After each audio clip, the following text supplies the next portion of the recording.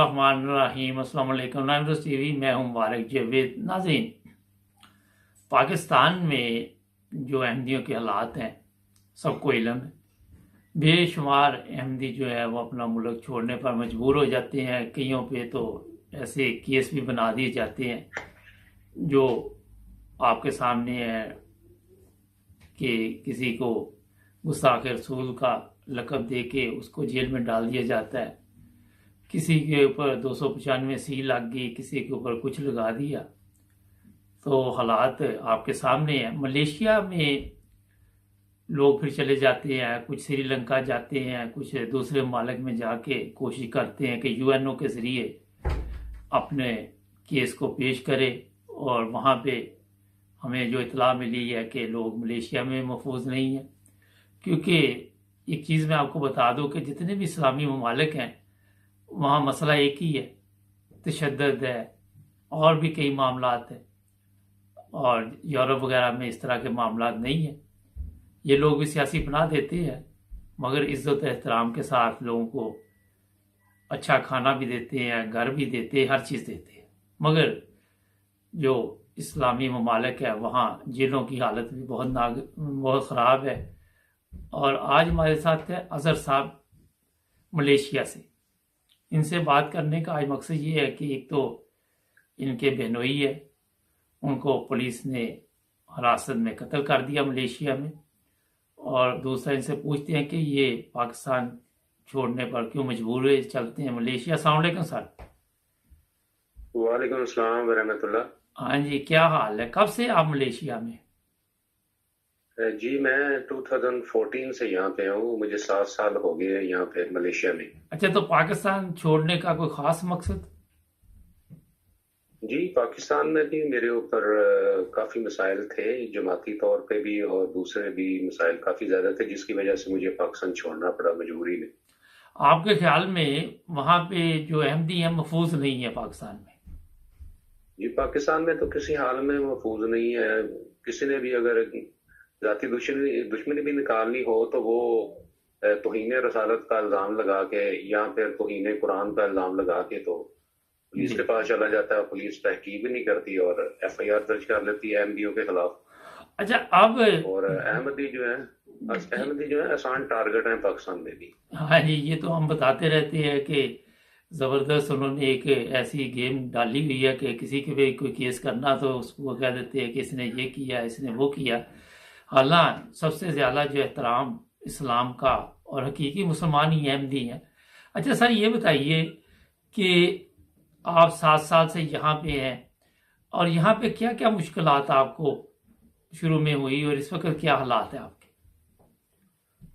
جی شروع سے لے کے اب تک یہ جو لوکل لوگ ہیں ان کی طرف سے ہمیں کافی زیادہ پرابلم ہیں، اور چھوٹے سے لے کے بڑے تک جو ہے وہ پاکستانیوں کو حقارت کی نظر سے دیکھتے ہیں۔ اور جب ان لوگوں کو بھی کچھ تھوڑا سا پتہ تو چل گیا ہوا ہے کہ یہ لوگ بھی جو ہیں جماعت سے تعلق رکھتے ہیں، تو ظاہر تو نہیں کرتے لیکن اندر سے یہ جو ہے مخالفت یہ بھی کرتے ہیں بہت زیادہ۔ اور ہمیں ہر جگہ پہ پولیس سے، امیگریشن سے، ہر جگہ جو ہے ہمیں مسائل ہوتے ہیں، اور بہت زیادہ مسائل ہوتے ہیں۔ اچھا، آئے روز کوئی نہ کوئی مسائل جو ہوتے رہتے ہیں ہمیں۔ یہ بتائیے کہ یہ میری اطلاع کے مطابق خبر ٹھیک ہے کہ یہاں پہ بھی پولیس تشدد کرتی ہے جیلوں میں، اور وہی حالات ہے جو پاکستان میں ہے؟ جی یہ پاکستان سے بڑھ کر یہاں پہ بھی حالات ہیں جیلوں کے، اور اتنا کو تشدد کرتے ہیں کہ اگر کوئی انسان مر جائے جیل میں تو ان کو کوئی پوچھنے والا نہیں ہے۔ اور میں بھی جیل میں رہا ہوں، 52 دن میں جیل میں رہا تھا۔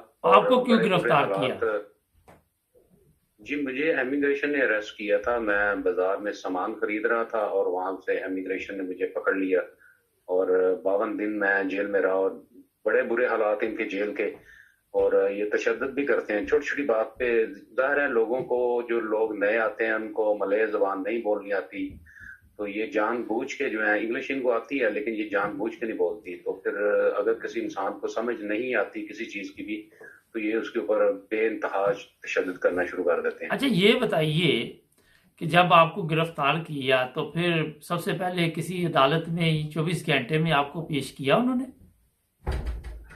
جی ہمیں 2 دن بعد انہوں نے عدالت میں پیش کیا، 24 گھنٹے میں تو نہیں، 2 دن بعد انہوں نے جی، امیگریشن نے جو ہے وہ کاروائی مکمل کرنے کے بعد عدالت میں پیش کیا۔ اور 2 دن تک کہاں رکھا آپ کو؟ حوالات میں؟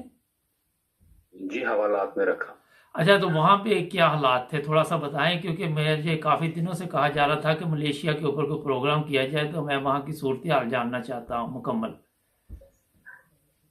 جی ایسے ہے کہ جیسے ریسٹ کرتے ہیں تو پہلے تو وین میں تشدد کرتے ہیں، اس کے بعد پھر جب لاک اپ میں لے آتے ہیں تو اس وقت آتے ہیں، سر مونڈ دیتے ہیں، مونچھیں مونڈ دیتے ہیں، اور پھر بڑے ہارڈ کوشچن کر رہے ہوتے ہیں، کسی کو سمجھ نہ لگے تو ایک آفیسر سامنے بیٹھا ہوتا ہے، ایک پیچھے کھڑا ہوتا ہے، وہ تھپڑ ٹھڈے جو جو اس کا دل کرے وہ کرتا ہے۔ پھر اس کی تلاشی لیتے ہیں، جامع تلاشی لینے کے بعد جو بھی اس کے قیمتی پیسے ہوتے ہیں یا قیمتی چیزیں ہوتی ہیں وہ نکال لیتے ہیں، اور کافی خوفزدہ کرنے کے بعد جو ہے پھر لاک اپ میں بند کر دیتے ہیں۔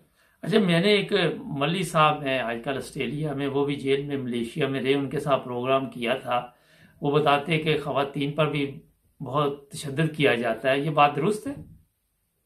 جی بالکل ایسے ہی ہے، لیڈیز پہ جو پولیس آفیسر ہوتی ہیں، چاہے امیگریشن کی ہوں یا پھر سول پولیس والے ہوں، وہ ایسے ہی کرتے ہیں، عورتوں کے ساتھ عورتیں کرتی ہیں اور مردوں کے ساتھ مرد اس طرح کی حرکتیں کرتے ہیں، تو کتنے بہت زیادہ لوگ تھے جیل تشدد میں؟ کرتے ہیں۔ کتنے لوگ تھے ادھر جیل میں جب آپ کو لے کے گئے؟ اور بھی پاکستانی تھے؟ جی جی پاکستانی کافی زیادہ پاکستانی تھے۔ یہ جو سنگائی بلو جیل ہے جہاں پہ رفیع اللہ صاحب کی جو شہادت ہوئی ہے، جی، اسی جیل میں مجھے بھی رکھا گیا تھا، اور بڑے برے حالات، نہ کھانے پینے کا کوئی حالات ہیں اور نہ کوئی واش روم کے کوئی حالات ہیں، میڈیسن وہ نہیں دیتے، اچھا، اگر یہ کسی کو کوئی مسئلہ بن گیا تو کھانے پینے میں کیا دیتے تھے؟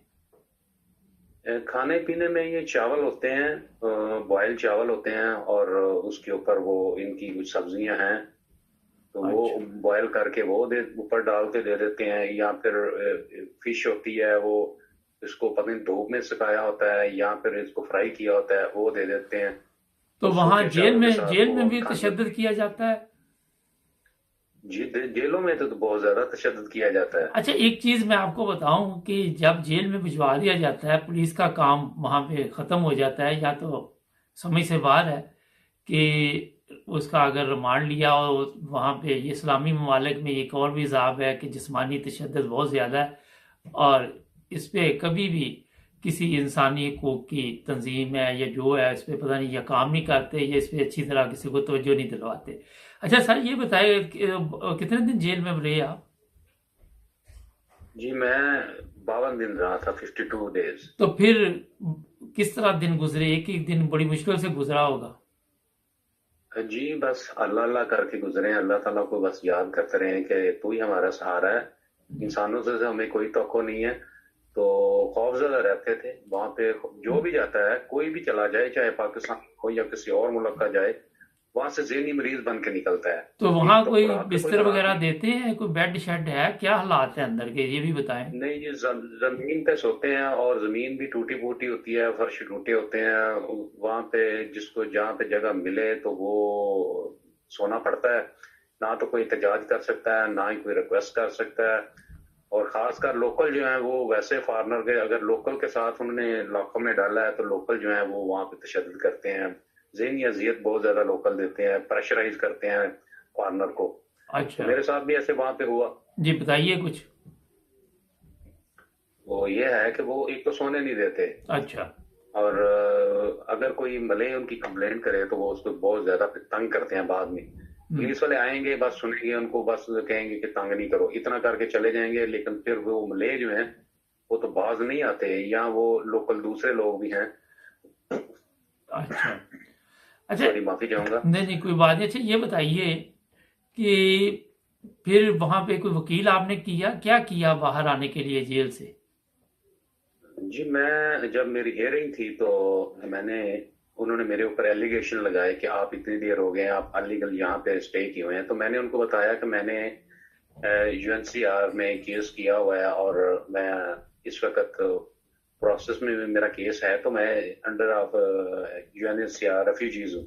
اچھا، پھر تو اس کے بعد جج نے امیگریشن آفیسر سے پوچھا کہ اس کا کیا پروسیس کیا ہے. تو میں نے ان کو ایک چھوٹا سا UNCR والے وہ مسئلہ یہ ہے کہ UNCR والے بھی ہمیں اسٹارٹ میں ایک چھوٹی سی چٹ نما جو ہے نا ایک ڈاکومنٹس دیتے ہیں, بالکل چھوٹا سا ہوتا ہے. اچھا ایک تو سوال اس یہاں کا پہ ہے بس کہ آپ ٹیمپریری وہاں لکھ پہ کے دے دیتے ہیں. لیگل تھے UNO کے ذریعے نا, یہ میرا سوال ہے.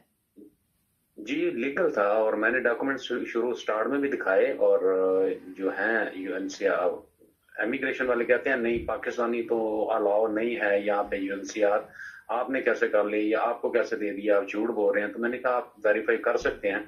تو یہی جب عدالت میں بتایا تو انہوں نے کہا کہ آپ اس کا ویریفیکیشن کرائیں, پتہ کروائیں. اس کے بعد پھر انہوں نے کہا کہ اس کو پوسٹ پون کر دیں. مجھے 14 دن کے لیے پھر جو ہے وہ انہوں نے بھیج دیا واپس. اس طرح کر کے 14 دن کر کے پھر جو ہے نا لاسٹ میں جا کے UNCR والوں کو ہمارے لوکل جو ہیں جو اب ہمارے ساتھ پاکستانی, انہوں نے انفارم کیا UNCR کو کہ ہمارا ایک آدمی پکڑا ہوا ہے, ہمارا بھائی پکڑا ہوا ہے, تو آپ اس کو ریلیز کروائیں. اچھا تو پھر جا کے UNCR والوں نے جا کے عدالت میں بتایا کہ یہ ہمارا ریفیوجیز ہے, تب جا کے انہوں نے مجھے چھوڑا پورے 52 دن بعد.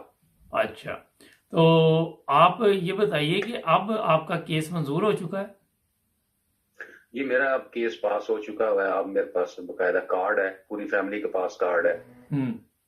تو کام شام آپ کر سکتے ہیں وہاں پہ؟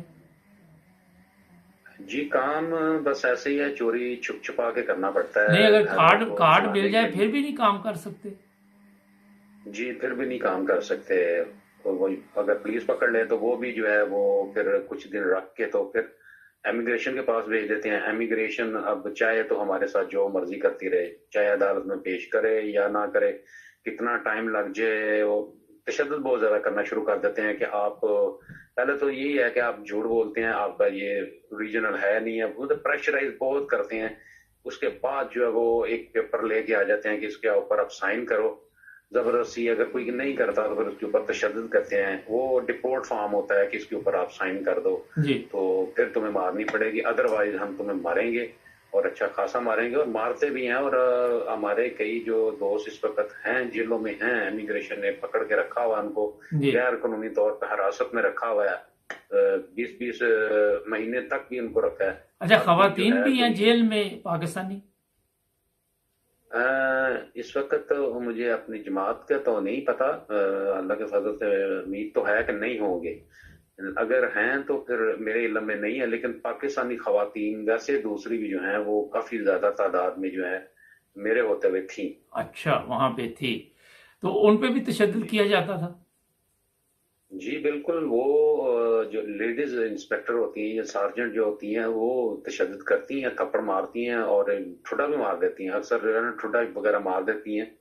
اور جب خاص کر کے ٹوائلٹ میں لے کے جاتے ہیں رات کو, ایک دفعہ انہوں نے لے کے جانا ہے, تو انہوں نے کہنا کہ ایک دفعہ آپ ٹوائلٹ چلے جاؤ, اس کے بعد ہم نے کل صبح 9-10 بجے جب انہوں نے آنا ہے, جانوروں کی طرح ایک چین میں باندھا ہوتا ہے سب کو, تو کوئی پرائیویسی نہیں ہوتی, کوئی اسلامی جو اقدار ہے نہیں ان لوگوں میں. اسلامی تو کسی بھی اسلامی ملک میں آپ کو نظر نہیں آئیں گے. یہی تو افسوس ہوتا ہے کہ جو اسلام آج لوگوں کو بتایا جا رہا ہے. اچھا یہ پارٹ 1 ہے, پارٹ 2 میں بھی ابھی آپ نے ساتھ ہی رہنا, بات چیت ہوگی. ناظرین, بات کرنے کا مقصد یہ ہے کہ اپنے ملک میں جب عزت نہیں ملے گی, اپنے ملک کے لیے قربانیاں دینے والوں کو ملک چھوڑنا پڑا, اور وہاں پہ ایسے قوانین پاکستان میں بنا دیے گئے جن کا کوئی مقصد نہیں تھا, اور اسی وجہ سے بے شمار لوگ جو ہیں دوسرے ممالک میں چلے جاتے ہیں. اور کیا وہاں پہ ہوتا ہے یہ آپ اظہر صاحب سے سن رہے ہیں. پارٹ 2 میں ابھی ان سے بات چیت جاری رہے گی, کیونکہ ان کے بہنوئی کو جیل میں شہید کیا گیا, اور اسی میں پولیس نے جو ان کے ساتھ سلوک کیا اس کے بارے میں بھی بات چیت چلتی رہے گی. جڑے رہیں اور پارٹ 2 میں ملتے ہیں, اور سبسکرائب کر لیں ہمارے چینل کو.